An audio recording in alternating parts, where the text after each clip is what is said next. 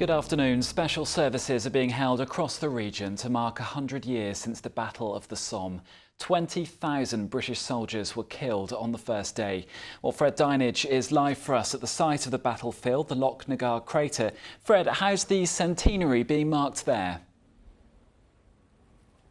Well, Luke, this was the first of many commemorations, both here in France and over there in the United Kingdom. Here at precisely 7:28 this morning, 1,500 people gathered because that was the moment exactly 100 years ago when a huge mine was detonated, creating the biggest man-made crater anywhere in the world. It also signalled the start of the Battle of the Somme. Today, prayers were said, a 2-minute silence was held, suitable music was played and poppies were thrown by the crowd into the crater. This, of course, has become a place of reflection, a place to remember the 1 million men on both sides who either lost their lives or were injured in the conflict. Other commemorations here in France today: Prince Charles, together with Prince Harry and Prince William, and the French President Hollande, were at Thiepval, just a few miles away from here. Do join us tonight at 6 when we shall have all the highlights of an extremely emotional day. Back to you, Luke. Fred, in northern France, thank you.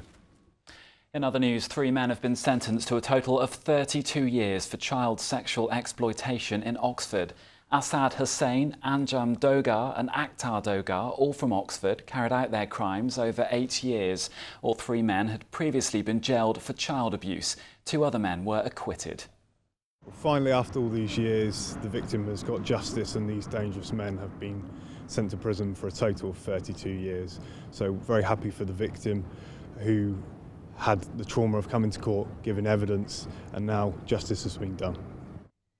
A decision is due later this afternoon on the future of children's centres in Hampshire. There have been protests against plans to close 54 Sure Start centres and replacing them with 11 hubs. And Brighton Pier is to become Brighton's Palace Pier after a campaign to get its original name reinstated. The sign changed 16 years ago. So how's the weather looking? Let's get the forecast now with Aidan McGibbon.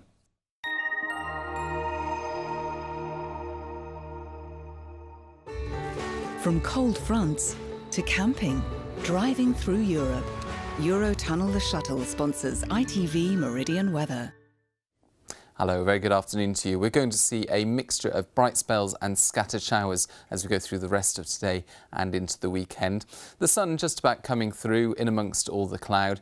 The showers generally fairly widely spaced and a keen breeze will blow them through quite quickly, so they won't last for any particular length of time in any one place. Temperatures reaching 19 degrees, feeling cool though with that gusty wind.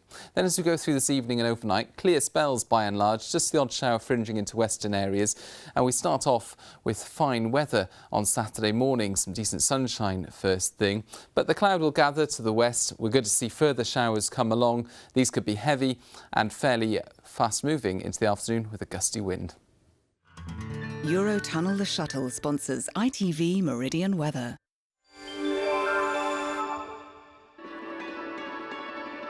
Keeping a close eye on summer. The Pollen Count, sponsored by Ilogy Eye Drops. Well, the slow clearance of the cloud across many areas this morning has meant that pollen levels will be moderate for much of today. Tomorrow back to very high, and then they're high or very high into Sunday and early next week. Well, Fred will be at the Loch Nagar crater at the Somme with a special programme at 6 o'clock this evening. But from all the team here, have a lovely afternoon. Bye-bye.